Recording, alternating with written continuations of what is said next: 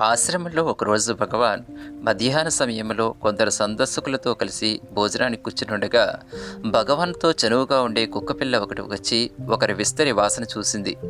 ఇక ఆ విస్తరి ముందు కూర్చున్న ఆయన ఆ విస్తరిని తాకలేదు. భగవాన్ నవ్వి దత్తాత్రేయుని కథ చెప్పారు. ఒకరోజు దత్తాత్రేయుడు వారి శిష్యుని తీసుకుని తన గురువు చూచుటకు బయలుదేరారు. మార్గమధ్యంలో శిష్యునితో, నా గురువు ఏ రూపంలోనా రావచ్చు, అప్రమత్తంగా గమనించు అని హెచ్చరించారు. కొంత దూరం వెళ్ళేసరికి ముస్లిం ఫకీర్ వేషంలో గురువు వారికి ఎదురయ్యాడు.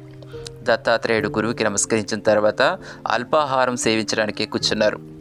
గురువుగారు తన తోలు సంచిలోంచి ఒక పులిసిన రొట్టె ముక్కను తీసి పక్కనే ఉన్న కుక్క నుంచి పాలను పిండి ఆ రొట్టెను దానిలో ముంచి తాను కొంత కొరికి మిగిలింది దత్తాత్రేయులకిచ్చారు. దత్తస్వామి దానిలో సగం ముక్క తుంచుకుని మిగిలిన దాని శిష్యుడికి ఇచ్చారు. జరిగిన తతంగం అంతా చూస్తున్న శిష్యుడుకు కడుపులో దేవినట్లయింది. అసహ్యంతో ఎవరో చూడనప్పుడు దాన్ని అవతల పారేశాడు. దత్తుడు శిష్యుడితో, ప్రసాదం తీసుకున్నావా అని అడిగారు. శిష్యుడు, ఏమిటి, అది ప్రసాదమా, రామరామ, అవతల పారేశాను అన్నాడు.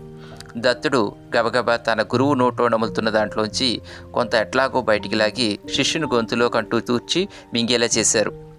గురువు శిష్యుణ్ణి ఉద్ధరించే తీరు చాలాసార్లు శిష్యునికి ఆకర్షణీయంగానూ శిష్యుడు కోరుకున్న రీతిలోనూ ఉండకపోవచ్చు. గురువు అలా చేయడం శిష్యుని కించపరుద్దామని కాదు, ఆ అహంకారాన్ని సమూలంగా నాశనం చేయడానికే. కనుక శిష్యునికి అది అత్యంత ప్రయోజనకారి. గురువును సంపూర్ణంగా విశ్వసించుటే ఆవశ్యకం అని భగవాన్ తెలియచేసి విస్తరి ముందు కూర్చున్న ఆయన్ను భోజనం తినమన్నారు. అతను ఆ ఆహారాన్ని స్వీకరించారు.